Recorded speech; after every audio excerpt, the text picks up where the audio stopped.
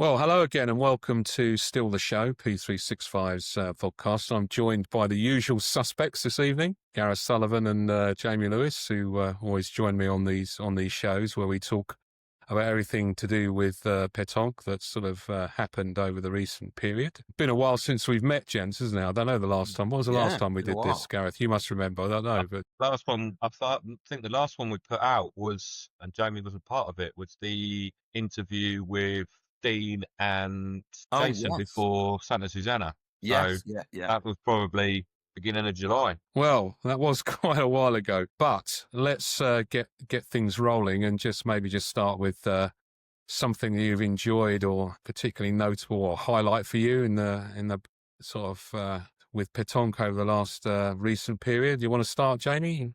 What's tickled your fancy? For me, the Interregionals. I really enjoyed the Yeah. Interregionals. I mean, not maybe necessarily the result. Coming runners up on the last day, but but the whole. I enjoyed it. I think the venue was a bit smaller, but actually that helped with the atmosphere and people socialising and the competitions, and the competition itself. Actually, I thought was really good in terms of how it ran. Okay, there's a little, a few teething problems here and there, one or two pieces which are a bit thicker than you'd ideally like them to be. But, it's a new venue. It's a new venue. And I think we had similar problems in Pakefield to begin with. And I think any new venue you go to, you're always going to have a few, teething problems to start off with. But I think overall, yeah, I really enjoyed it. I mean, the competition itself, I really enjoyed as well. I think it went down to the last round between us and Kent. But I don't actually think. I think in other areas of the Interregionals as well, I think it was really well contested as well across the board.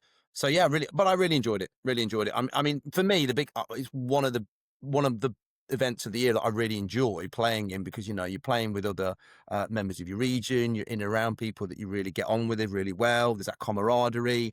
But the other thing I like about it is you just get to see loads of people. Get to see. I mean, I saw loads of people on the Friday night, which is great, and then on the Saturday night I spent time with a whole group of people that I haven't seen for a while as well, which is really good. So that whole thing is really good. It's a great experience, I think.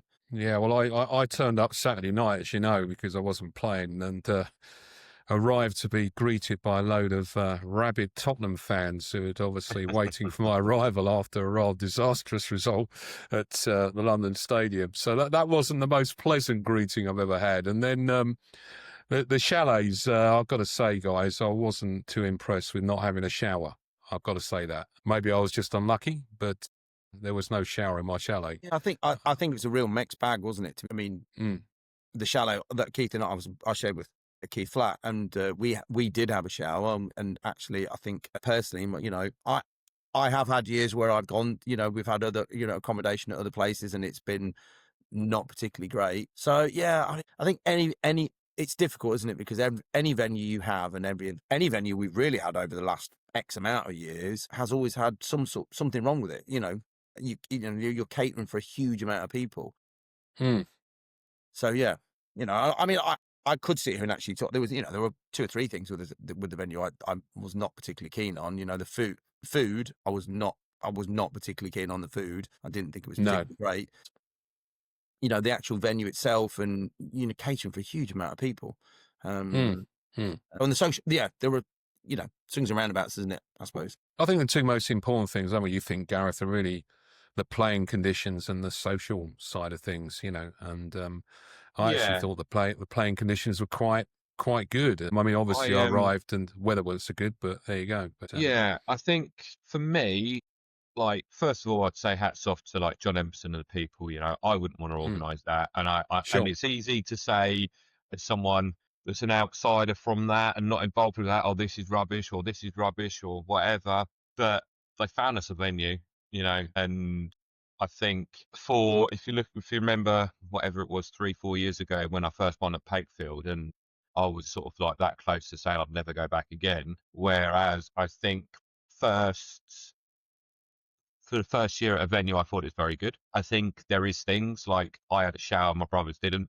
So I'm not saying I'd be too impressed, but whether that, I know they're slowly refurbing some of the rooms, so maybe that's the thing that they're looking at. The food, it's never going to be Michelin star, but it's fuel rather than enjoyment. I think, like I said to you guys before, I think the only thing I would personally criticise was some of the trains were very narrow. And Yeah. John has already said, I think they're looking at expanding in certain areas. And with weather like that, you know, we were having to move people around because of flooded terrains, and we didn't have that luxury of spare terrain. So that, if we had that bit more room, maybe we could have half a dozen of extra trains and maybe, you know, a bit bigger. But obviously, if you're going to put 50 centimetres width on every terrain, that's a lot of room that they need. Right. For me, that's the only thing. I thought it ran smoothly. The lady and the gent doing the organisation couldn't fault. They were great. Yeah, apart from the weather, and that's what happens in England. I thought it was a great achievement to get it for the first year. And I think both Isle of Wight Tours and Pétanque England were particularly open this year. I got asked my feedback from Isle of Wight Tours and gave my feedback on a couple of things, and they seemed receptive to that. So yeah, I think it can only get better. But yeah, I agree with Jamie. I thought it was a good event. Yeah, I mean, seeing Glenn Woodward do his rendition of "Tainted Love" was a bit disturbing. Yeah, I'm glad I went to bed early that night. There I was was a few. I wasn't there for that. There was a few. There was a few others who I've got to say, Sean Prendergast is pretty good on the karaoke. I was quite impressed with that. I never heard him sing before, but that was quite surprising actually. I mean, we've all seen him dance. We've all seen him dance, but the singing part, maybe he has cabaret. Maybe he's got some cabaret in his future. Yeah. Well, I think he's always been a bit of a performer, as Sean, right? But it was. I thought the social scene was really quite fun, actually. Even though when I turned up, everybody sort of suffered 7 games and all looking a little bit tired. I'd imagine it was a little bit more lively on the Friday night, but Saturday it was a little bit subdued. But it was still very good indeed. One of the things I think it'd be interesting to see if in the future how the format. Maybe I know we've had conversations about this, about, you know, potentially in terms of, you know, will it switch to maybe to some more divisions, you know, having 6 teams in a division, and if there's 18 there, and that might switch it. I mean, I know it's a tricky one, isn't it? Because I think a lot of people, and I did speak to a number of people about this, and kind of while I was there, you know, people kind of see it of getting value for money almost from, you know, games for their games money. And I think for me, the format. I think if we went to 6 games or 6 teams in each division, you would get 10 games because you could play each other twice, and there wouldn't be that kind of crossover where you have to say, all right, these teams are not going to play those teams and those play, because it is kind of worked out, isn't it, on where you lie the night before, and that it can have an advantage. You know, because if you're, let's think, I can't even remember what it is now. If you're, you know, you're sitting there, you don't red position. Yeah. And that works the other way as well. If you're battling relegation as well, you know, if you're sitting in a certain position, you might get it slightly more advantageous to do this, than that. So if there were 6 teams in each division, you get rid of all that, because it's, you know, you just play 2 rounds of, you know, you play 10 matches, you play each region twice, and there you are. So yeah, but I mean, that's I suppose that's one for the future, isn't it? Well, I think one of the things with this is we could probably all put forward a different view on format and how it might sort of work slightly better, maybe end a bit earlier. I wasn't there on the Saturday when it ended, but it was quite late. I understand, you know, it went on quite late. We can all make those arguments, but I think part of the problem with this is almost like, if it ain't broke, don't try and fix it. You know, I mean, you could actually fiddle around with it at the edges and actually probably make it not such a great experience for people. You have to be very careful about that, I think. But I wouldn't like to be the one that actually makes the call on changes, put it that way. You know, it's not really that way. Anyway, moving on, Gareth, what is it that has been memorable for you, a highlight for you? I think I might be able to guess this one, but let's hear it, Gareth. Let's hear it. So I was invited out to Spain to umpire, from the CEP to umpire at the Men's European Championships. So went over there, flew over on my own, but then met up with yourself and the rest of the delegation, Martin, at the Barcelona airport. And it was lovely to be part of the delegation, and I was treated as such, which is lovely. And then, so I umpired out there, and while I was out there, I sat my CEP umpires exam, European umpire exam, which I failed back in Albertville, so that would have been 2 years ago. I was invited back to resit it. There was 7 of us that sat the exam, think I was the only person that was doing a reset. And yeah, and then at the Interregionals, I was very surprised to see Mr. Pegg arrive on the Saturday. Good friend of mine, the honorary president of Europe, and someone who's always mentored me, and I consider probably one of my best friends. Yeah, was pleased to be called over by our president Colin, and him and Mike presented me with my pass for my European exams. Yeah, I was quite emotional with it. You two guys both know, the work I've put into it, and from day one, it's always been my dream to become a European umpire and to achieve your dream, and know sort of like the effort, the late nights, the commitment I've shown, and the sacrifices not only myself but my family, my wife, and my Yeah. child have had to make, with weekends away from them and stuff like that. It kind of all came out in some. There may have been a little tear in my eye when Mike presented it to me. So yeah, and it was lovely, and it happened at the Interregionals because lots of people there who have supported me doing it. It was lovely. Like Brian and Margaret have always been from Kent, have always been really good supporters of mine at umpiring. They were out in Alville and they were out in Santa Susana. And Brian, I think they might be. I think they might live in Mercia, actually, Gareth. Oh, Mercia. Sorry, yeah, they are Mercia. They're Chesterfield. They're just with the Kent people so often. You think they think they're from Kent. But it's lovely that they were out there because they're one of the first people I went over and told, because they've been massive supporters of mine and lovely people. But yeah, it was nice to see other people. Obviously, selfishly, it's something really for me, but it was lovely to see like people like the Ashbys and sort of like Steve Golder and Faye and all those people that have sort of really supported me throughout it. Their reactions. It was lovely. So so PE now have a European qualified umpire. So that's got to be good for PE as well. Great news. I mean, I'm delighted for you, Gareth. I mean, I know how hard you worked at this, and it's like most things in life when you're subject to sort of quite a vigorous sort of examination or whatever it is, in education, you're always got this sort of, there's a lot of pressure, isn't there? And there's a lot of, you probably laid awake a few nights thinking about it as well, didn't you? Yeah, definitely. And it gets to you, and I know what the rush of relief is like, mainly you get that from education. In the past, I thought I've never passed that, and then suddenly someone says, "Oh yeah, you've done all right there." It is that. But I mean, for England generally, having an umpire at that level for us is a fantastic thing and a great honour as far as I'm concerned. And what I'm looking forward to, Gareth, is seeing you, officiating at major competitions and for years to come. And it's really great when you're around, when we're at international championships, seeing you there, because you always provide a different perspective as well when we're talking off pitch. And obviously we don't talk to you when you're officiating, but as much as we'd like to try and influence you, no, not at all. But it's great. And like you said, having that delegation where you're there. I mean, obviously you've got a job to do, as the players and everybody else. But to me, that's really fantastic. So we're hopefully going to see a few more times when that's going to happen. I'll just finish quickly off on recent highlights. Just to say that I had a thoroughly enjoyable weekend with the vets the other week. It was down there at Lordswood in Kent. It's a bit of a late venue change. Let's not get into how or why that happened, but it was great to get down there again. I've not been there for years. The atmosphere was just so good, and there was maybe it's just when you get older like I do, it's a slightly different and more chilled out experience. I don't know. They're still competitive, but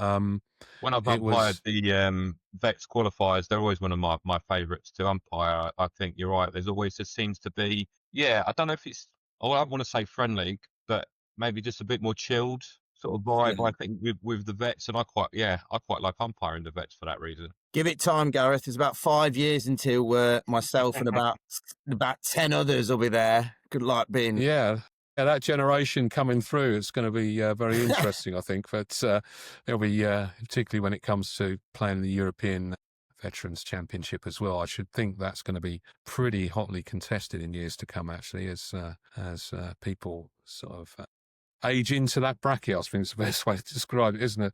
But it was really good. And the thing that was really great fun was playing with Les Gardner. I mean, Les is a legend of Chiltern region, and he's got an amazing humour and outlook on life, which is constantly keeps you giggling, and it was really good fun. And thanks to Hillary, who organised that for PE's point of view. Hillary Kidd done a great job there. Fair Enjoyable play to weekend. Lordswood as well for stepping in at short notice for whatever reason. But yeah, fair play to Lordswood. And yeah, it's been a long time since I've been to Lordswood, but it was always been a nice venue. And yeah, it was, it was, that club's really quite nice actually, and Yeah. it's very busy. I like busy sports clubs. It's always good to have Pétanque as part of that. I think it does do something quite important. So that's quite good for our sport, I think. Anyway, moving on. Let's just get back to talk about a few things that have happened since we last got together. We won't go through the Interregionals in detail because it's been a while ago. I think others have actually talked about that, haven't they, in other contexts? So that's all good. All power to everybody's elbow. That just spreads discussion about the game. Whoever does it, wherever, that's great. We're all supportive of that here on P365, and it's encouraging that so many people are talking about the sport. But let's talk about the singles, doubles, and mixed doubles in Rome, because that's been the most recent major international championship where our team was represented. And Gareth, you were there in a slightly different capacity, weren't you? Yes. And I think that let's just maybe just talk about your overall impressions of that tournament before we sort of drill down into the results from our England players. I mean, there was a lot of coverage on social media with some views on how that was over there, the organisation in particular. What's your overall take on that, Gareth? To be honest, I think it was. So I was there as head of delegation, as you guys know. It's a new role for me and one I thoroughly enjoyed. But I think when I found out that it was in Rome, I thought, what an opportunity! What a great city. Italy are one of our sort of real. They're one of the creme de la creme, aren't they? Players like Diego and stuff like that. I remember I was there when Diego won the World Youths. So as a player I've often followed. And I just thought, with it being in Italy, I thought it was just going to be fantastic. And I think it was a bit of an own goal by the FIB, if I'm honest. We'll talk about the playing, like you said, in a moment. But from an organisational point of view, it was chalk and cheese to other events that I've been to. Nothing happened quickly and nothing happened correctly, really. Registration, you two have both been to World Championships, European Championships, CEP Championships. When you go to register, and what takes 3.5 minutes probably, it took me an hour to register. It was, I don't know why it took an hour, but it took an hour. It was out in the blazing sun. On my own, because the players we were told at short notice that they could only get transport to the from the hotel for one person. So I went and registered the team and collected all their goodie bags and stuff like that. The place where it was, I don't know if you know, people watching this have seen the streams, but it was a beautiful place. It was a royal park, centuries old royal park in the middle of Rome. Was originally used for show jumping many moons ago for the royal family, and it was beautiful. But there was nothing there. There was no shade for the players. There was no seating. There was 3 water fountain, like bottled water fountains, that were out in the sun, so they were lukewarm all the time. And that was your only option to get a drink. There was nowhere to buy any food. And the toilets, I've just put in my report, think of Glastonbury on the last day, and you probably halfway through how bad they were. It was horrific. It was horrific. And what you got, it's different to other championships, like when I've been to Spain and Albertville with you, Martin, before, when I've been umpiring. That's one competition. This is 5 competitions. Singles, male, female, doubles, male, female, and a mixed doubles. So like day one, they didn't run, when it was in Switzerland last year, they ran like the males competitions and the female competitions at the same time, and then did the mixed, whereas they ran every single competition individually. Yeah. So for day one, we were there for nearly 17, 18 hours. and you think your players have got big gaps in between, and there's nowhere for them to go and sit down. There was nowhere really. There was one tiny tent that had a 2-seater sofa on it. That Rowley, the lucky person, managed to get a kip on one morning. I was quite jealous, and but yeah, there was nothing there. You know, I was having to go in between trying to do my duties as head of delegation, and in between the streaming, which you know, we'll mention again in a minute, which was quite interesting. I was having to run down to the local shop to buy drinks and things like that. But when I say run down there, it was 25-minute journey to get there. So I'm out of the game for 50 minutes just to buy my delegation a drink. And then it was down a street of Rolexes and Versace's, so you can imagine how much they were. But yeah, I think it's a real sad thing. I think it's a massive own goal by the FIB. And I think the potential was there, and I don't believe the funding's not there for it to be a real flagship event. And these people are supposed to be the creme de la creme of your athletes. And, you know, the interregion, we kept on saying it, Western-super-Mare was much better, much better organised. Facilities were much better, you know, and that's our little interregionals. Well, I say little to a lot of teams, but that's our interregionals. And it was by far exceeded what was there in Italy. So yeah, it's sad, but yeah, we had a fantastic delegation and we had a great tournament despite that. But it did leave a bit of a taste in your mouth, shall we say? I think. Yeah, I I was going to sorry, say. I Johnny, think I said this earlier. I mean, it's very telling that, you know, you've got, you know, the likes of Diego Rizzi and Dylan Rocher kind of going on social media to kind of put statements out to say what they thought it was like, you know. I mean, that for me, I mean, obviously he does publicize and he does, you know, do social media. Very rarely does he put something negative out there, and for him to come out and say something like that, I thought it's really telling. And as you say, I mean, it's a big event, it's a big flagship event. You know, and it is a big one. And when I saw it was going to be in Rome, you know, a couple of years ago, I thought, oh wow, this is going to be fantastic. Yeah, exactly the same, Joe. And then the Italians win the triples. You know, they become the world champions. You think, oh, this is going to be even more. You know, they're going to be showcasing everything, etc. And yeah, and I think as the tournament, obviously, you know, messaging, you know, through people and, you know, watching a few of the streams, etc. You kind of realise actually it was, you know, not as good, nowhere near as good. And I think you're right. I think they've hugely shot themselves in the foot, and I think they've not really done themselves many favours for maybe future competitions, because it was even things like remembered for. Like our hotel was probably 25-ish minute drive away.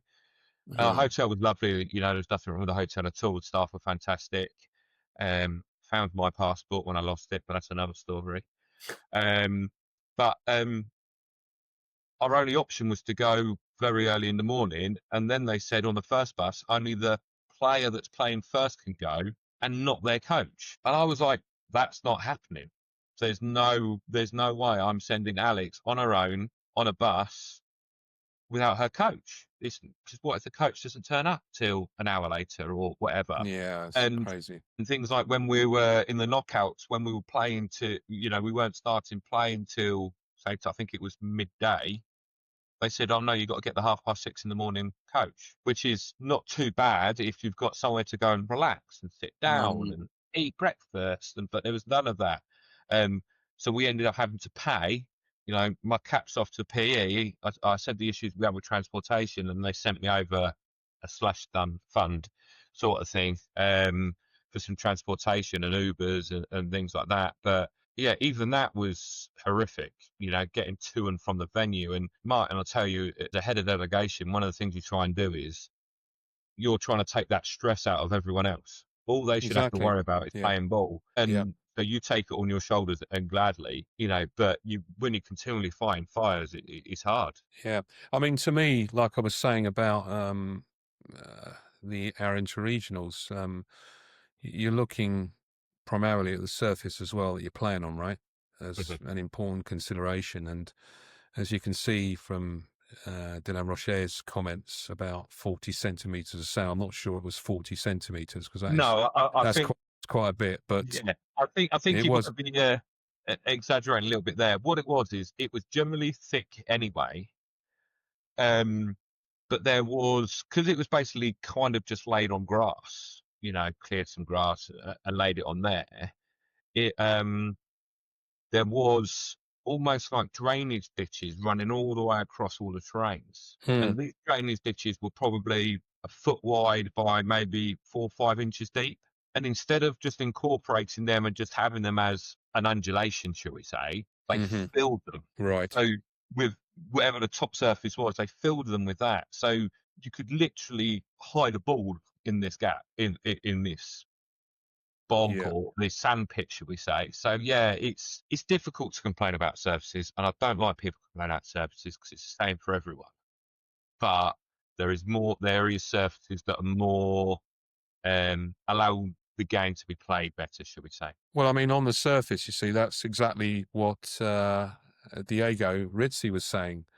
He said, okay, it wasn't the sort of, level of pitches that we would expect for a World Championships, but at the end of the day, the rules state that Pétanque can be played on any kind of pitch, which I suppose is self-evident and true. I suppose what it really revolves around is not so much that it could be played on any kind of pitch, because that would apply to the sport from grassroots level upwards, wouldn't it, really? I think it's more to do with what do you expect when you've got the creme de la creme from all around the world arriving to play in, one of the biggest tournaments that the sport organises. And should there be a standard that needs to be reached? I mean, linked to that, by the way, is the FIPJP's own rules, which very clearly state that pitches should be covered. Because, to avoid, well, it's not so much rain that we've been worried about, is it? Both sides of weather. Yeah, it's the heat, isn't it? That's the direct sunlight, I think with the surface, I don't, would I have liked to have played on it? Probably no. Would I be happy to play for it if I ever qualified for a World Championships? Absolutely. But I think the problem was it wasn't just a surface. It wasn't just the heat. It wasn't just the lack of, clean. There was nowhere to wash your hands the whole day. You couldn't wash your hands. Toilets or anything. There was nowhere to wash your hands. And it's all these things, I think, adding up together.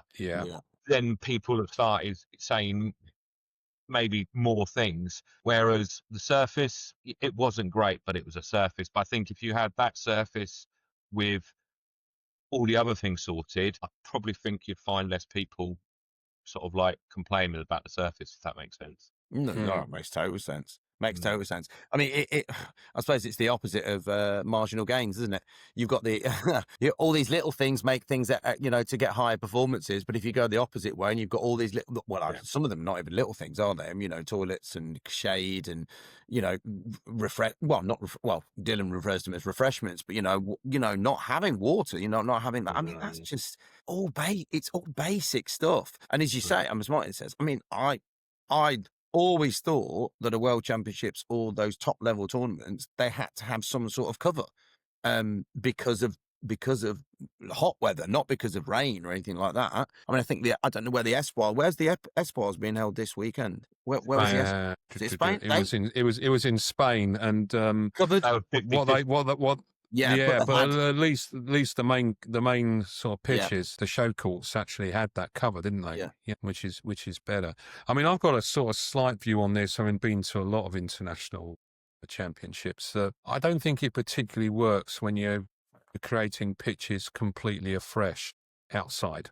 Okay, because you're literally digging up stuff and chucking gravel on it. I mean, I don't know exactly how they were prepared in Italy, but the impression I got was one of a park. I'm not sure it was underneath that surface, Gareth, was it? Yeah, it was more or less like these, like I say, these sort of drainage ditches, as you walk through the park, you could see them. Yeah. So I don't think much of a base layer is down. We were saying quite ironically, we were saying about how the length of the day really affected the players. We were saying like, why didn't they have more terrains? And we were joking, and we're saying, well, there was enough gravel for double the amount. They wouldn't have had to spend any more money on gravel, would they? Because they could have just spread it a bit thinner, sort of thing. So yeah, I'd never want there to be a speck of terrains, because I don't believe in that. I really, really don't. But maybe there needs to be a minimum. I don't know. Yeah, I mean, I've been. I mean, Jamie, you remember back in the day when you played in the World Championships in Turkey, and the difference there for me was A, was indoors, and B, it was actually in one of those sort of conference type venues or exhibition hall type venues where there's a screed underneath, because basically that's how the way they designed them. Yeah, so there's a hard surface underneath. They were wooden boards, weren't they? They were. Yeah, I'm pretty sure they were wooden boards, and they were taped. There was tape. The gaps were taped. They had and then the piece was laid on top. Yeah, and it had been down for, I don't know, week, 10 days, maybe not even that. Yeah. And again, that was the same for everyone.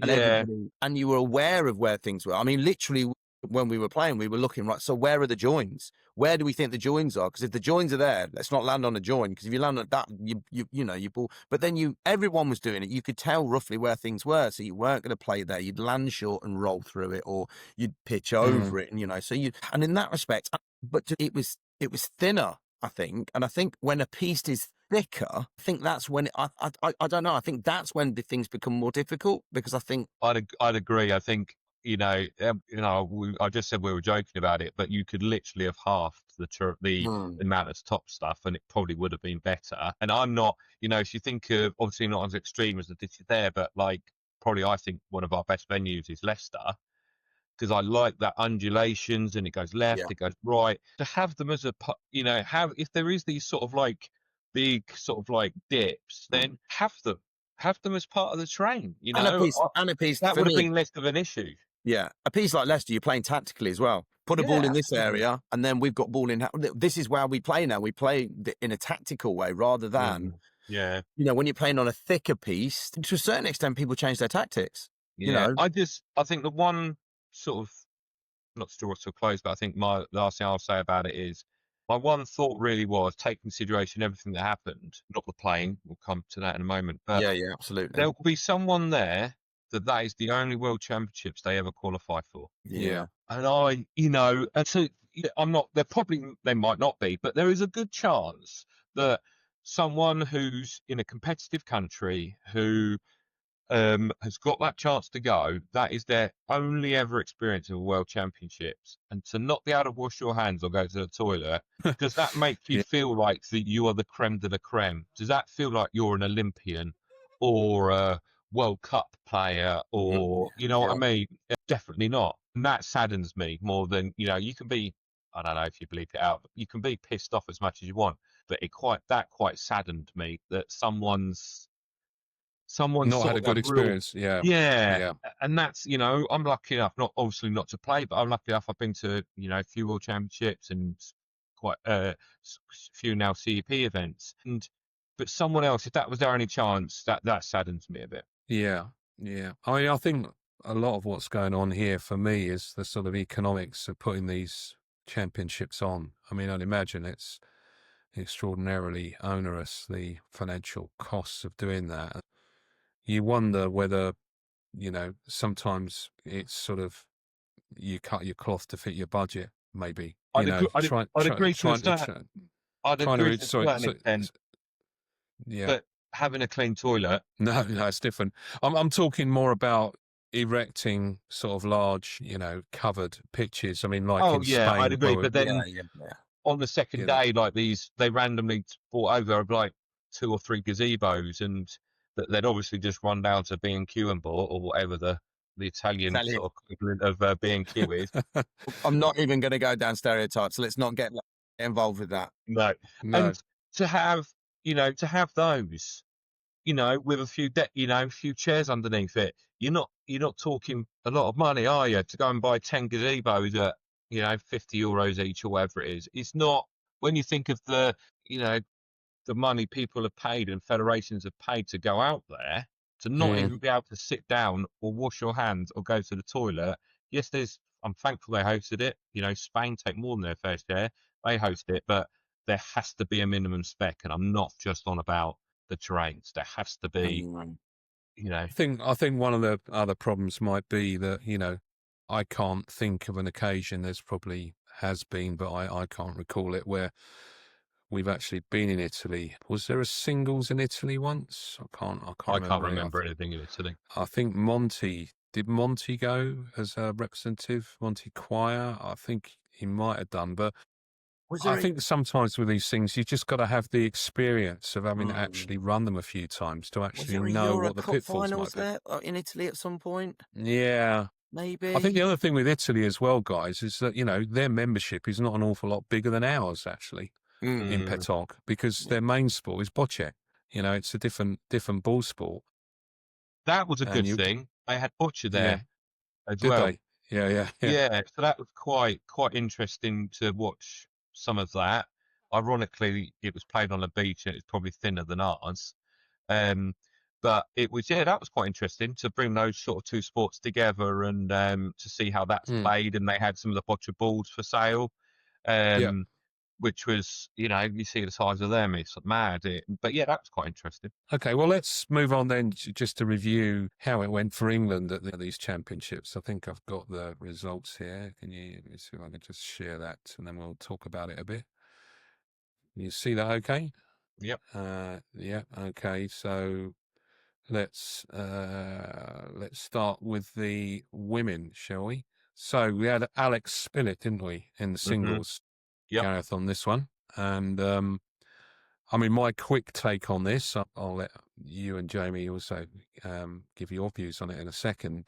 If you look at it, she got a great first round victory against Madison from Belgium, who's a very good player. Then went on to defeat Luxembourg player. Luxembourg, whatever level they play at, I find to be, a pretty top nation, actually. I mean, I can't think of too many times when an England team or an England player has actually prevailed in a match against Luxembourg. And then we faced Canada, and she faced Maurice, who I know from many tournaments, who's got one of the most unusual actions, I think, is the best way to describe it. It's all unique action.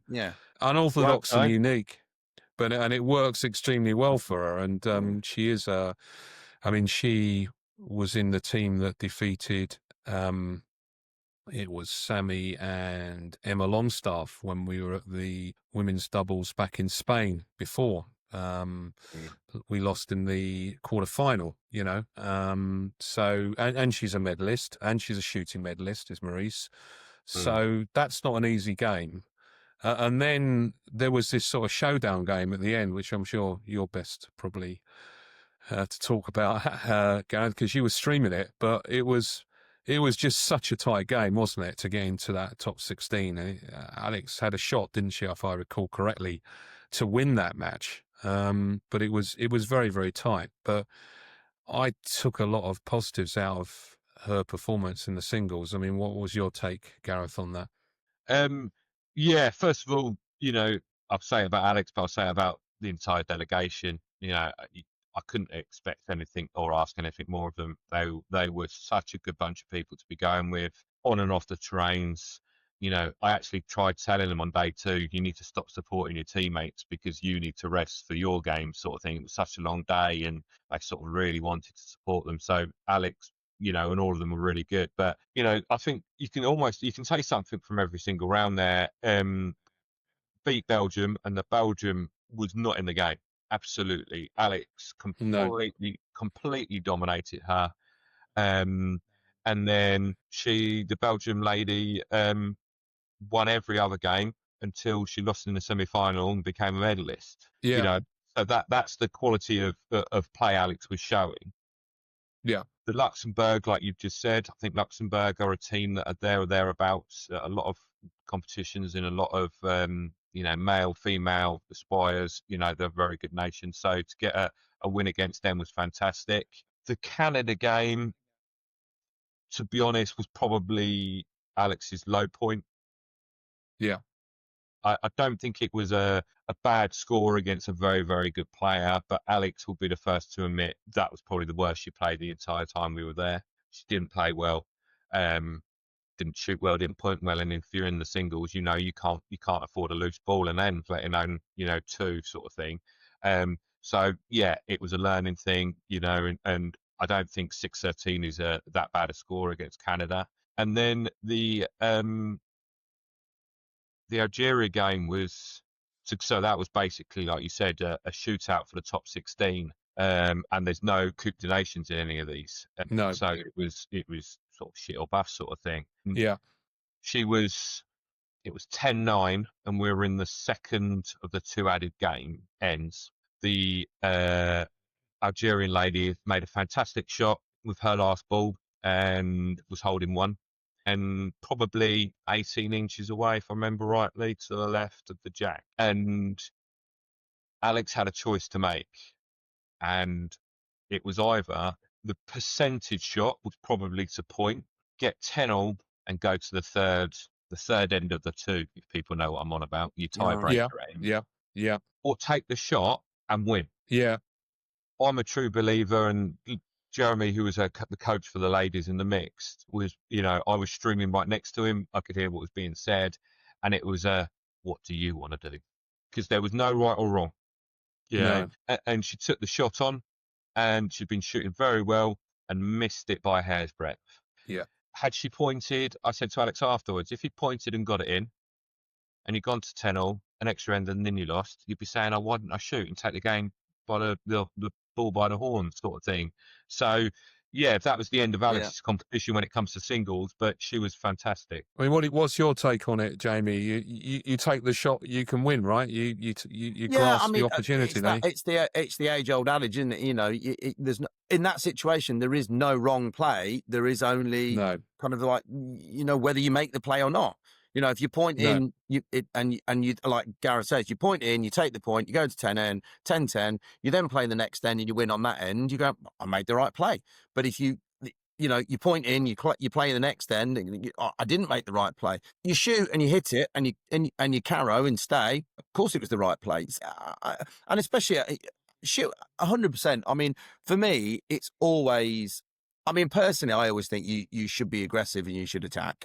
That's my personal preference, always. So, I think what you've got to remember as well, Jamie, is what we've just discussed about the terrain. Yeah. Take the terrain out of the game, ball to ball, thank you very much, hit the shot. And like I say, she missed it by, so I think that would probably, the terrain would suggest that she probably made the right choice as well. Yeah, and for me, and all those, they're always in those situations, and I'll always say this: until you are stood there playing in that tournament under that pressure, you do not know. You don't know. No. It's easy to watch it from a stream, sitting in another country going, "Oh, you should have done this," especially afterwards, and unfortunately missing that shot, for me, she'd 100. Not that it matters really. Alex, is a strong enough character to do, exactly know what she wanted to do. We said I did the right thing. Yeah. Oh, Alex went out. That's fine. She should be fine now. But 100%. That's the right shot. 100%. That's the right shot for me. Okay, I agree, and it's. I think Jeremy's right to. When asked to say, how do you feel about it yourself? Because it is what you should be saying to the player. How does the player feel? And like you say, Gareth, there's often no right or wrong answer in those situations, and it does come down to how the player, him or herself, feels. And I think, like Jamie just said, I think for me, she knew if she hit that shot, she was top 16. Yeah. In the world. Yeah. Right? Equal ninth in the world. She misses it, she's not. Yeah. That pressure is just, I can't, my knees were knocking together and I was just streaming it, it was, I felt for her, because I think she probably, it's easy to say, but deserved it, but she played well enough to get there. That pressure, and having to make that shot, fair play to her. And just missed it by a hair's breadth, so. Yeah, and like you said, it was a playoff game for the top 16 because the numbers were in this Swiss, so you definitely had to win 3 to qualify, which is probably the way it should be, guys, shouldn't it? Really, I mean, with it being only 4 rounds, it was a lot more cut and dry. You knew if you lost 2 games, that was it. Yeah, and she's ended up 18th there, and if you look at the BHN, which the BHN I think is 12. that indicates that, you know, she's played some good players, because, Yeah, very good. you know, you divide that by 5, and, you know, every player's won over 2 games, you know, and some of them have won more. Like, you know, there's Maurice there in third place with those 4 wins out of 5, you know, for Canada. And yeah, I mean, and as like you said earlier, the Belgian woman Madison also got those 3 wins as well. So yeah.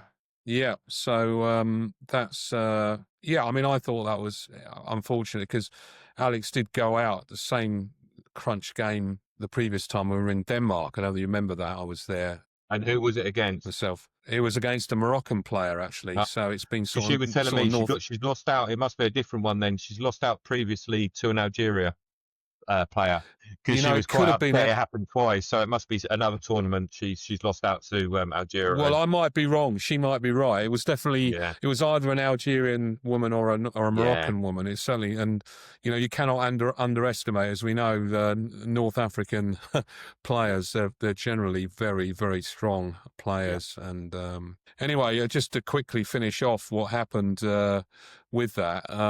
So it ended up with a win for Thailand and a victory over France in the final. And as you can see, as we said earlier on there, Madison from Belgium did actually make it to the semi-final, won a bronze medal, which sort of underlines just how well Alex played. As did the Algerian as well. Yeah, exactly. The Algerian woman's there as well. So there's 2 players she's played there who've medalled. Yeah. And yeah. So that's a really good performance from Alex. I think she can take an awful lot out of that. Let's then move on to the men's doubles. This is just the order it's in, by the way, on the way the championship sort of results have been produced by the FIPJP. This is not my order, okay? This is the order that ran in as well. Yeah, okay. That would explain it. You were there, guys, so you know better than I would. But so, I mean, we started off. This is Jamie and Roland, right? So we got to win the first game. Jay.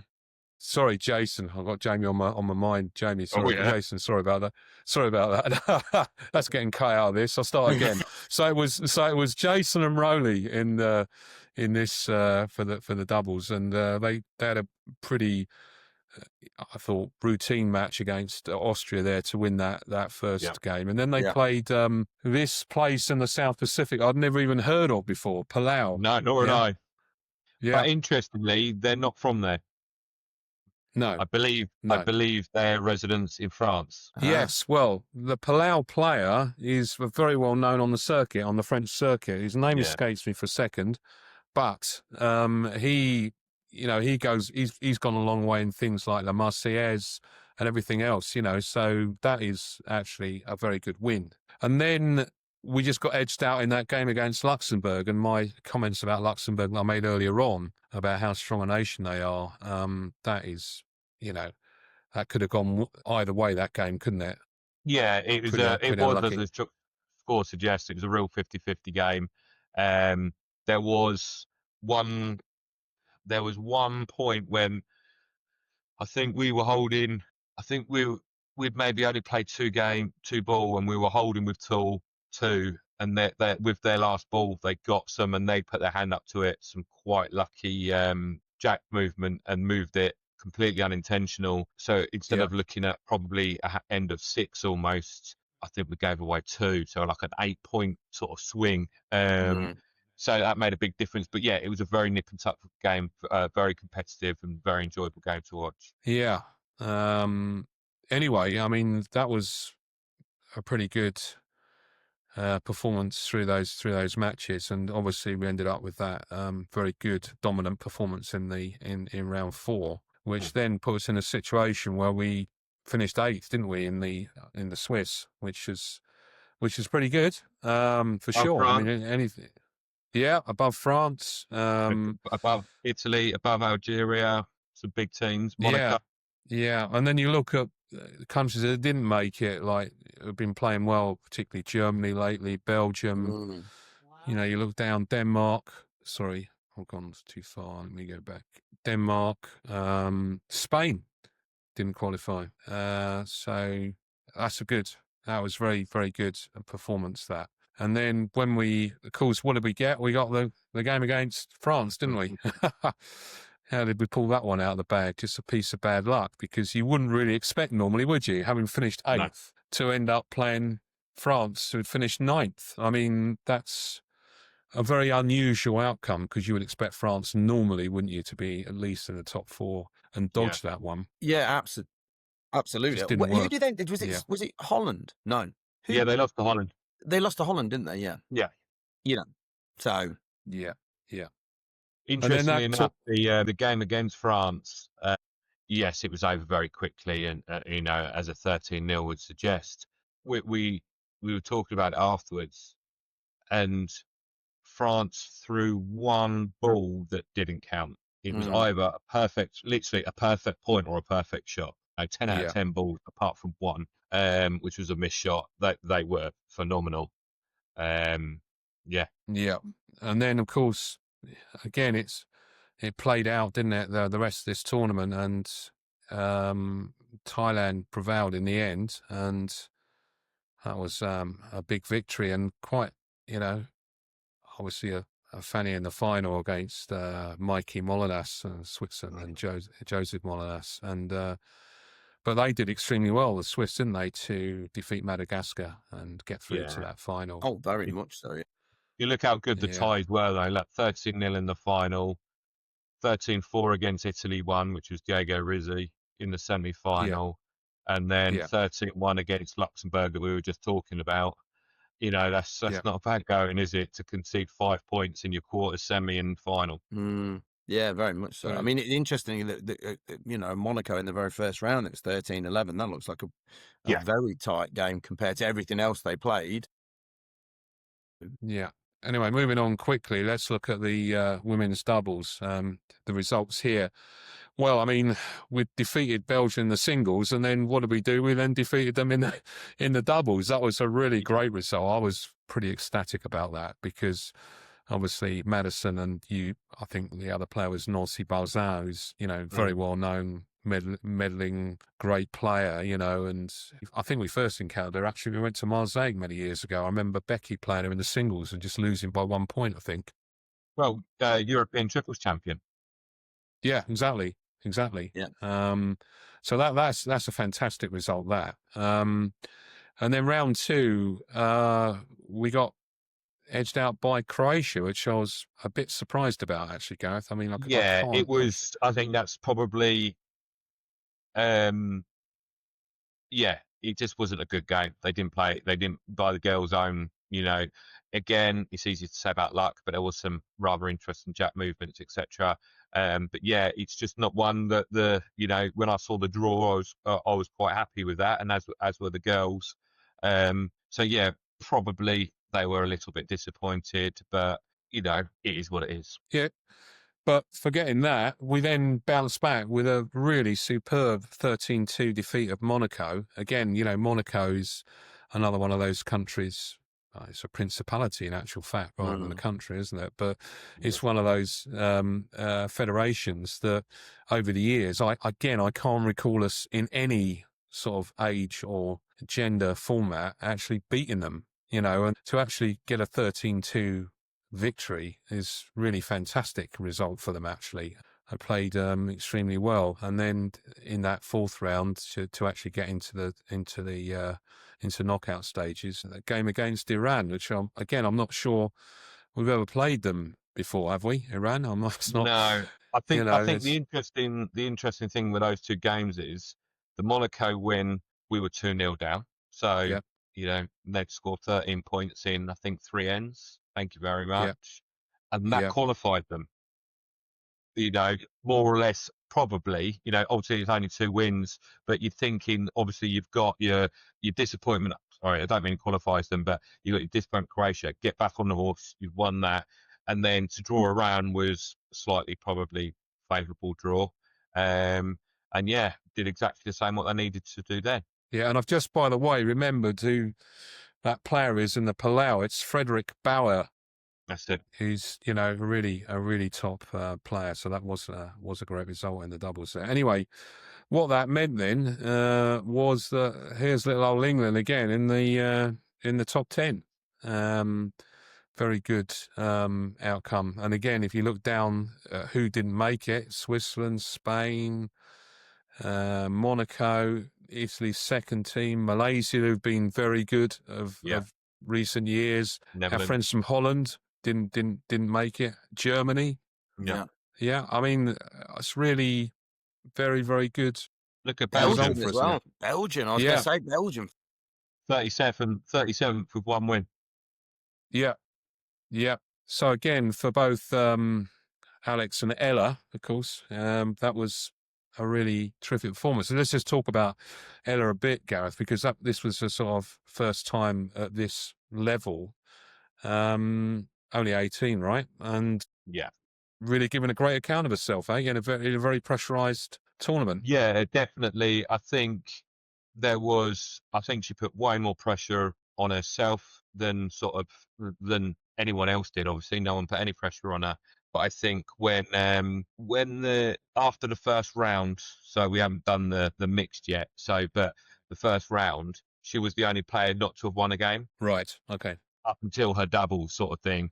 So it's she beat Belgium. What am I talking about? But yeah, I can't remember what order. They might not be in the order actually. But anyway, she was putting a lot of pressure on herself because she's out there with really experienced players, in Roland Jones, Jason White, and Alex Billett. But she was fantastic. She really was. She played in both positions in the doubles. Yeah. Which we didn't envision particularly happening. And she also played in both positions in the mixed doubles with Roland. Yeah. Again, probably something we didn't envision happening. She was fantastic on and off the terrain, as were everyone. But it was really nice to see such a youngster holding her own against some real top opposition, and she belonged. That's probably the best compliment I could give her. She didn't stand out. Didn't look out of place, basically, at that level. 100%. Yeah. She was really good. She was a real joy, as they all were, to be a delegation for. Everyone's been to one sort of thing, apart from Ella. I think she did a European as over a junior or a Aspire, if I remember rightly. She's a medalist there, right? I think they got silver, didn't they, if I recall correctly? But yeah, she didn't. She was fantastic, apart from flying. She was scared of flying. That was quite amusing. Oh, really? Yeah. Okay. But yeah, she was great. As were all the players. Real honour to be part of the delegation. They're very good. Okay, and then what happened? We got Algeria again. I always felt like we'd play Algeria a lot in this tournament. But 3 times. Yeah, and that just didn't happen for us, did it? That game just didn't happen at all. But this is what can happen at this level. And then if we'd won that, we'd of course have had a game against France in the quarterfinal. That would have been brilliant. But our Algerian friends also struggled in that game, didn't they? Only got 2 points and went on from there. But this time France made it to the final, but of course they were roundly and soundly defeated by a very strong Thai team. And that young woman from Thailand there, I've never seen her play before. She's now a double gold medalist and won the singles as well. Yeah. Pretty amazing,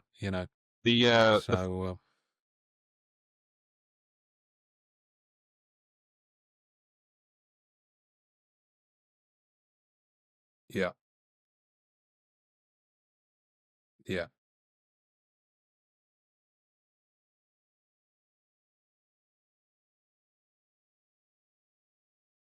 Okay.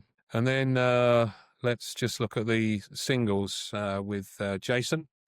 So, I mean, I was a disappointing start for Jason, wasn't it, against Norway, losing that game. I mean, I was not expecting that, to be honest, but it's one of those things that can happen, particularly in the first game when you're a little bit cold, maybe. But yeah, he just did it, and Jason won't mind me saying he just didn't play well. No. But then a bounce back against the Czech Republic, and then a really good win against Cambodia in the third round. I mean, Cambodia is one of those nations over recent years, when I've seen them play at world level, I've thought, these players are not much off of the level of Thailand, to be quite honest. And, that was a really convincing victory in that third round. And then that it's a bit like that game that Alex had against the Algerian woman, where you thought we were going to win, and then it came down to the sort of death, didn't it? In this one, it was like quite a battle, and it just couldn't quite pull it off and get that third sort of top 16 position, unfortunately. What did you feel about that final game there, Gareth? I think. Well, just slightly go back the third game against Cambodia. If you get the chance to go back and watch the stream of it, it was every end apart from the last end, because he was already on 12, was 3 points. You don't see that very often, every single end was 3 points. It was a real good, massively aggressive game to watch. It was a really good game. And then the Algeria, I think it's one of them ones, we play them 10 times, we'd probably win 5, they won 5, and this was just one of theirs. Jason played very well. And I thought we played well. The Algerian gent. And it is what it is again. Yeah, I mean, if you look at, we ended up 31st, but that was not really a reflection because, you've just gone down foot there. And then if you look at what happened next, of course, is that Algerian player beat the Thai player. I mean, that was an amazing result, wasn't it, for him? Quite incredible. Obviously lost to Malaysia, and then Malaysia did well in this tournament that got through to the to the semi-final. But there he is at the end. What a great, the emotion at the end of that final with Diego winning that was incredible. He sunk down to his knees, didn't he? And I put up a photograph of that on our Facebook page, and it got an enormous amount of coverage. I just grabbed it off a screen grab off the live feed, but it. I mean, it was, that's what they were looking for, wasn't it?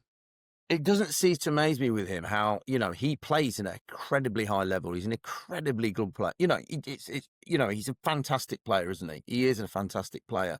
But it almost feels like he plays when he plays for Italy, he's the weight of that through a tournament, he doesn't really let it show. And if you win something, my goodness, he lets it out. Yeah, he does. All of that pent up, I've got to hold it. I'm playing, I'm holding it together. The game face and all that, the way he plays. And then, when he wins, he is not shy at showing how he feels. You imagine doing that in your hometown as well, your home country. That must be, God, must be amazing. Again, if you get the chance to watch it anywhere, Italy, Netherlands semi-final, Netherlands probably should have won it. He had a shot for game. He dropped a couple of silly points, and that was probably Italy's toughest game, I should think. Who was he playing? Case. He was playing Case, wasn't he? Yeah, was he playing Case? Yeah. I mean, he's an amazing player. I mean, I mean, I played him. I've actually played him. When he came to Worthing, I think I got 1 point. I was quite pleased, actually. Amazing player. Yeah, definitely. Sadly stepping away from the game, apparently. I read the other day. Yeah. I read that too. I don't quite know what's going on there. I don't know the ins and outs, and it's probably something we should gloss over. But hope to see him back soon. He's a great player and a lovely man. Definitely. And then we got the mixed doubles. What wasn't such a great tournament for England this one.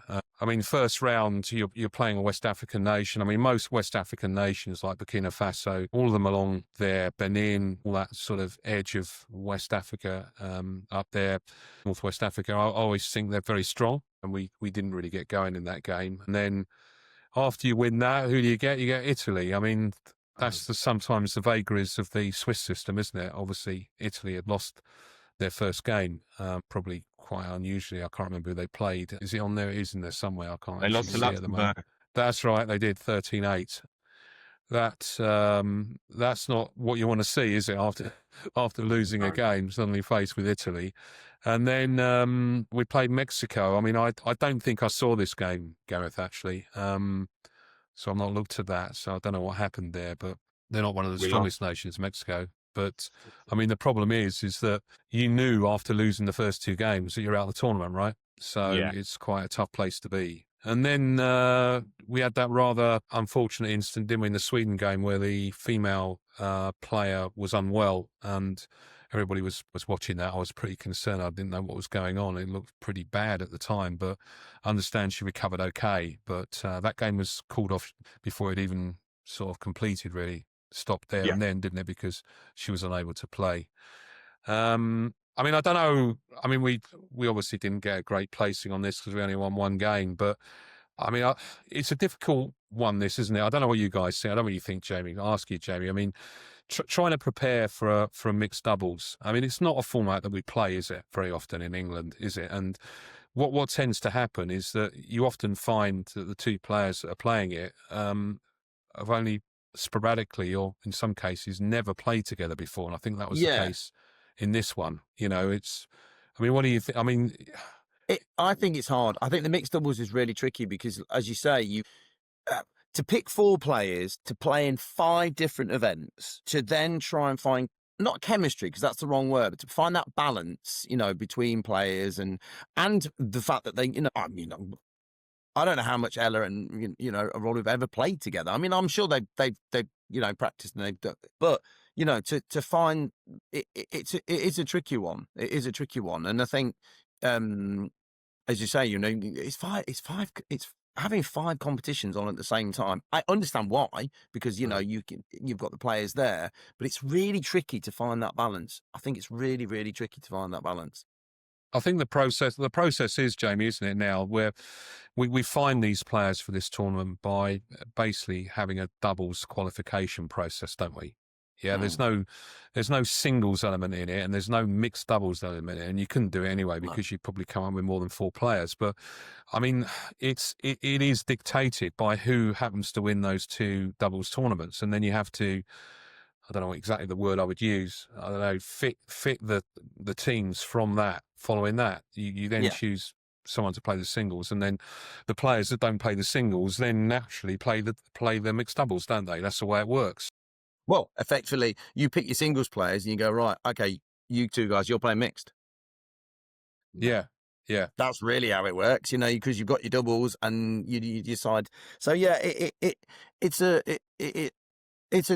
tricky one, and I think I don't, as Ella and Ollie, together they're both very good players, but if you've not played together a huge amount, that having that playing chemistry, I suppose, it can make a bit of a difference. But as you say, I mean, again, it's a difficult one because at that you're playing so many games. We've already talked about the fact that it's very hot there. The piece and incredibly long days. I mean, I knew that they were long, but I didn't realise they were that long, Gareth. I mean, there's some real long days in there as well. I mean, I think it's collaborative. I mean, that's the thing as well. I mean, I personally feel, I think altogether the whole tournament has been pretty, is a real positive, finding that balance.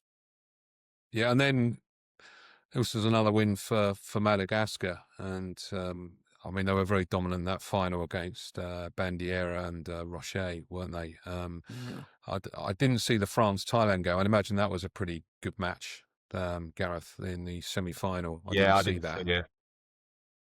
But, I mean, it's another disappointment for France there, really, who didn't walk away with too much out of that tournament in terms. Well, I mean, they did walk away with medals, but not what they were really after, which was gold. And that also happened in Denmark, I believe, last time as well, the previous time. So, it looks like it's a format where France has struggled a bit as well, maybe, over recent years with the dominance of Madagascar and Thailand.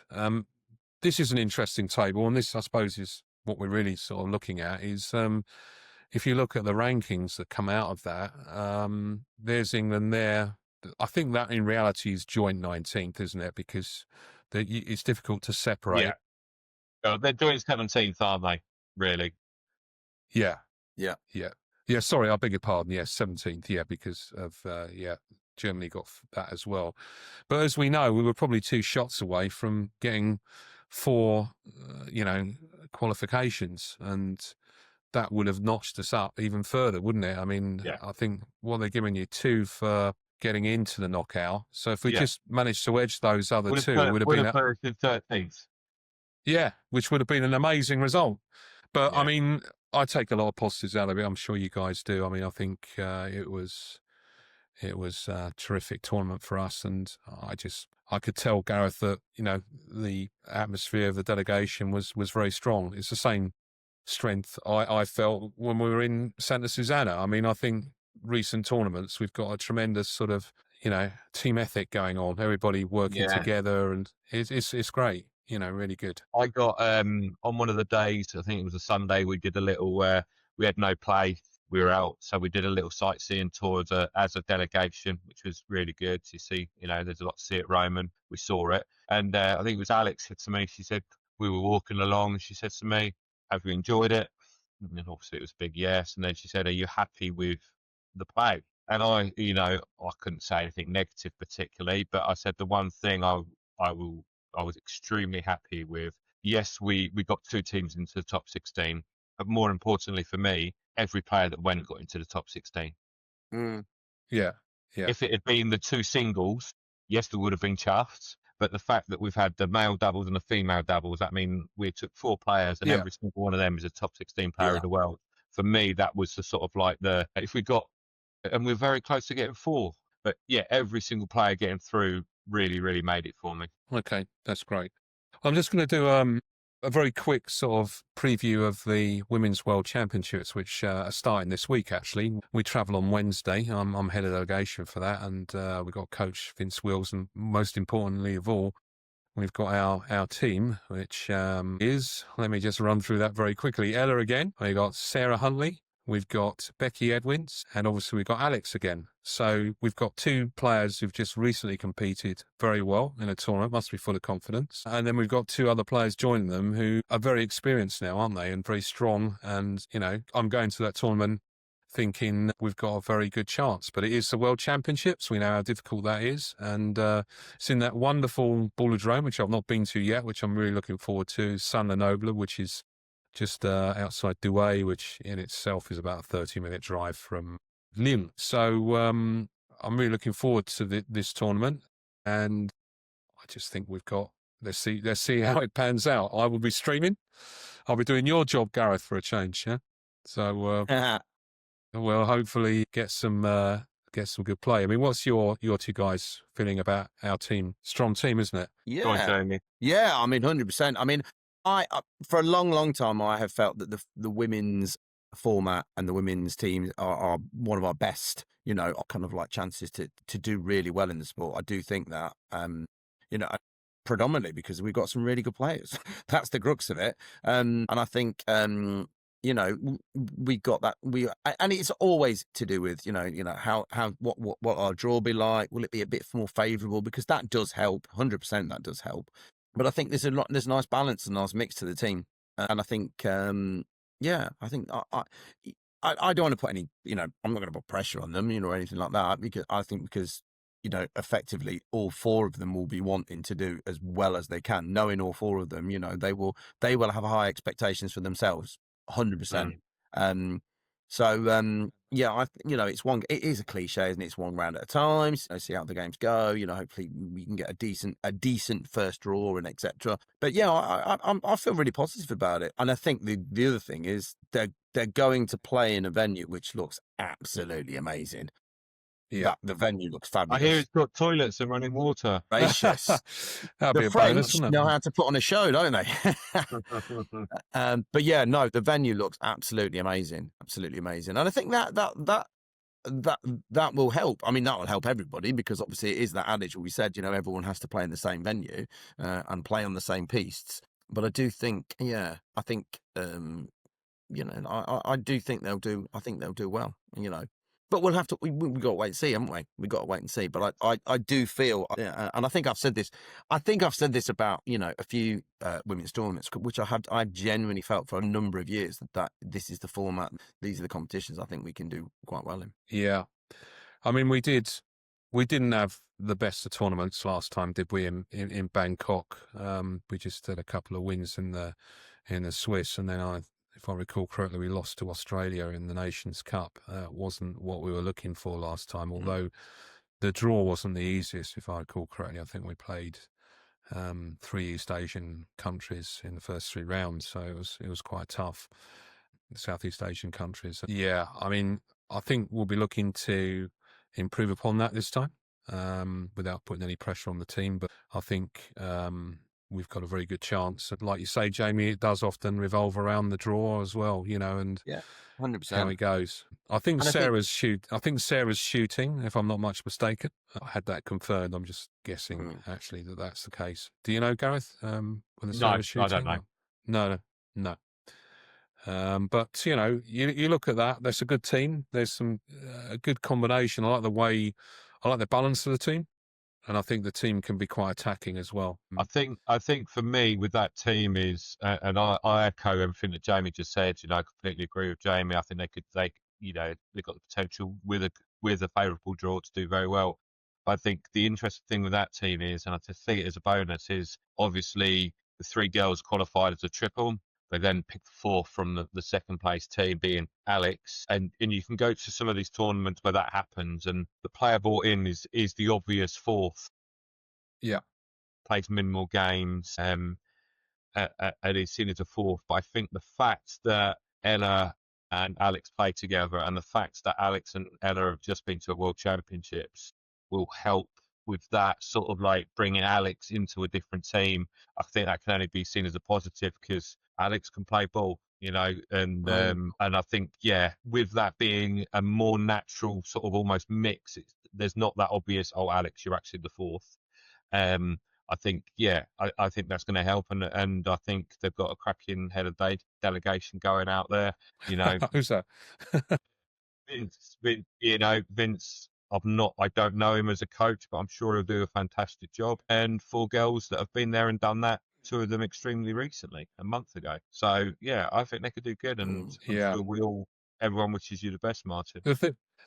I'll be honest, I've already had a bit of a brief conversation with Vince about the coaching. I think coaching-wise, I think that as a team, there's not a huge amount you need to coach there because they are experienced players. They know, it's just that, to be there. And I said to Vince, as coaching goes, I think this is going to be a very, very easy tournament for you because you just literally, going to have those conversations, and they're going to, and even to an extent, in terms of they'll know what the mix might be as well. I mean, I think the trickiest conversations are going to be about how do we start games. That's what I was about to say. How are we going to start the game? Who's going to start, etc. But I genuinely think that all 4 of them are they. I know Ella has, we're saying that Ella's this is, but I think Ella's realistic as well, and knows the game, and knows in terms of how to play it, and how things are going, etc. So I think that'll be the hardest part. I think will be to who's going to start these matches, and then I think that will depend on who you're going to play, how are people feeling at that moment, how we're playing, what do we think the best balance is and the mix is. And I think all four of them are realistic. I think they're all, they've played enough cup tournaments to know. With that mix though, we've got a nice mix of, you bring Alex and Sarah into the same team, you can go very, very aggressive. Then maybe Sarah or Alex and Becky and Ella, you're going slightly more passive, Ella can still shoot, still has good firepower from the middle. So I think the combinations, depending on who you're going to be playing, could be very interesting. I think they've got a good, if you look at the skill base of each player, I think they could do well. Yeah. But we have to remember, people need to remember, it is a world championship, it's not a European. So, it's toughy. Yeah, it really is. There's 45 teams going, I understand, and of course the hosts get 2, and Vietnam, I think, who are the holders, they also get 2. So you got double trouble there. And I mean, the one thing which I think is really good about this, and this is a difference, particularly when we had to go to Thailand last time, it's just the travel and the time difference. We're not going to be experiencing that. We're going to be going to St Pancras. We're going to get on the Eurostar. We're going to be going to Lille. It's only a couple of hours. We've got a car. We're going to be in a car, the people carrier. Unfortunately, I'm driving, so they're heading for trouble, Gareth, as you know. I was going to say that might be the more frenetic part. Yeah, the more worrying side of things. Thank you. Yeah, and so we're going on the Wednesday. We're leaving early. We're going to be there at lunchtime. It doesn't start until the Thursday. I always feel happier when we have that lead in. It's like when we went to Santa Susana. We got there early because of Gareth's recommendation. Don't hang around, get there early. We took the pain with the early flight. We got there early. We felt relaxed. We were able to. Same as when we just went to Italy. It's one thing as the head of delegation. I said we're going early. We could have gone even earlier, but I think we got an 8 o'clock flight, 2-hour flight, so nothing flight, and completely agree with you. Get there early, get settled, chill. Yeah. Anyway, we're going to end on a bit of a soapbox note, okay? This is my little soapbox thing. I was going to say something about, right? And it's to do with the qualification for the men's triples world championships next year, 2026. And the FIPJP, in its wisdom, has changed the rules whereby, we have now got to go to a pre-qualifier in Luxembourg at the end of November. We've got a good team going. I've got every confidence in that. But it does seem incredibly unfair that for the last 2 European triples championships, we've got into the top 16. We're given no credit for that whatsoever. 22 places, I believe, now for Europe at the World Championships. And I think 13 have already been allocated because there were 13 in the top 24 in the last World Championships, okay, in Dijon. We didn't get into that top 24 in Dijon. We accept that. But the idea that and I'm not being dismissive of other nations who are fully entitled to turn up and compete for that qualifying position. But it does seem a little unjust that there's no credit given for performance at European level. Yeah. And, you just get chucked in the mix for everybody else. It's a 5-round Swiss, just a 1-day qualification. We've been given 2 months' notice of it. Yeah. We've now got to go for the extra expense of financing that as well to send that team. It just seems a little ill thought out by the FIPJP, that to me. But I don't know what you guys think about it. Maybe it's just me on my soapbox, but I'll be interested to know what you think about it. No, I agree. I understand them sort of saying we want to find certain teams in a way. I kind of get that. But then when you've got teams like, we've got into the top 16 in the Europeans, why are they not saying, right, okay, well, we've got a rough idea of the 16, or not even a rough idea, who were the teams who finished in the last 16, and this just qualified. Those 16, that in a way, you should be saying, well, actually, it should be those 16, and then we were, what was it, 24 that Europe is sending? Or 20? It's 22 now, Jamie. That's another thing that's changed. I'm not quite sure what's happened there, and I'm not quite sure what the mix is in terms of the other continents. I think maybe they give more to the Pan American Confederation. I don't know. Again, I do slightly question that. Again, levels of, justify the allocation is what I'm trying to say, I suppose. But yeah, and I think different argument. For me, I think it's strange. I think it's strange because yes, there are nations who are strong across the world, but your core strong nations are European, realistically. And I don't know. The game is played, so that's a good point, Gareth. I think I'm with you, Gareth, in saying that it's nations outside of Europe that are leading the way in the world. I think I can understand. I don't know. We've reduced a couple of teams from Europe, and to be honest, I was presuming that they'd be going to your, I don't know. Excuse my bad geography, but you sort of like your Thailand, that sort of area of the world. I might be wrong. Yeah. Or Africa. Or African teams. You've only got to look at the results that we've just had. 5 competitions and only one was won by a team from Europe. And that was Diego. But for the one-off qualification, I don't know, as in why. I can't think of, I'm quite a pragmatic, quite logical sort of person, and I can't figure it out. You've had the perfect qualifier for it in your European Championships. Yeah. And not that long ago. Long ago. This year, you've had clear top 16. I don't particularly give any grace to the fact that we've done it 2 years on the bounce, or 2 tournaments on the bounce, because I don't think you should be looking at tournaments 2 years ago. But you've had one in this calendar year, and you've qualified those teams at top 16. I don't see any point. I can't comprehend why those top 16 aren't your 16. Then you can pick out, I don't know, but if there was anyone that got your, a couple of places at the last Worlds that weren't in those top 16, I'd struggle to think of a team that that did well in the Worlds but didn't do well in the Europeans. But even if, and then if you've got 6 spaces left, you say to people, there's 6 spaces left. Here are your the next 16. Or whatever you want to do from the European Championships. Here you go. Fight it out between yourselves for the last 8 positions.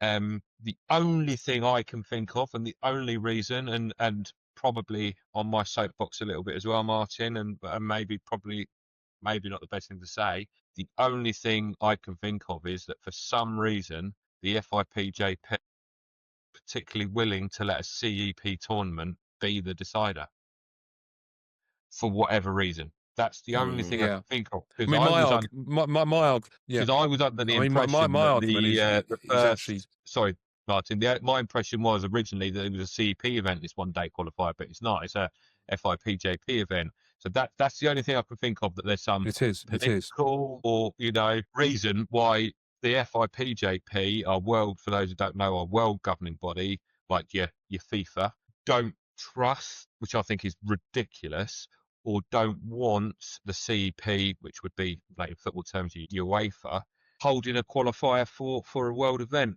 And I don't see I don't see why. I can't comprehend that. Well, they do it in many other sports where the confederations actually find the qualifiers for the World Cup or whatever, World Championships. But another way of looking at it, right? Okay, so you got the top 24 that went through automatically. Isn't it better to use the placings in the World Championship rather than hold another separate qualifier? Because you could have looked down the Swiss results after 5 rounds, couldn't you? And worked out the next 9 European places sequentially down. Surely that would be better than going through another tournament. It just doesn't make any sense. I think the other thing for me is you're talking about I'll use the term lesser, but I don't mean that a derogatory term. We're not talking about your Italys, we're not talking about your Frances, you're not talking about, your Belgiums, we're not talking about your Spains. So you're talking about people or federations of Pétanque England's level, there or thereabouts. Yeah.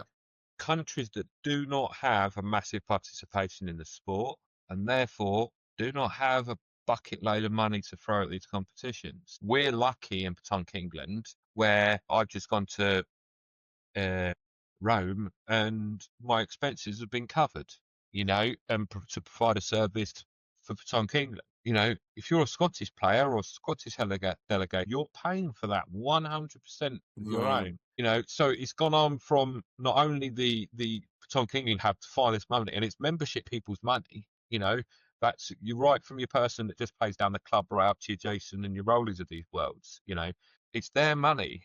So you've got people like us, and then you've got people who've got to find X amount of £1,000 themselves to go, and it just seems unnecessary. Yeah, I mean, I think it's also quite a tough shout, this one, because I mean, it's the same as what used to happen with the European Championships, but you're asking the guys that go and play in this to try and get England a place in the World Championships with absolutely no guarantee that they would be the team that would represent England at the end of it. That's not going to affect these guys. I don't think that's less of an issue, because that's always been the case.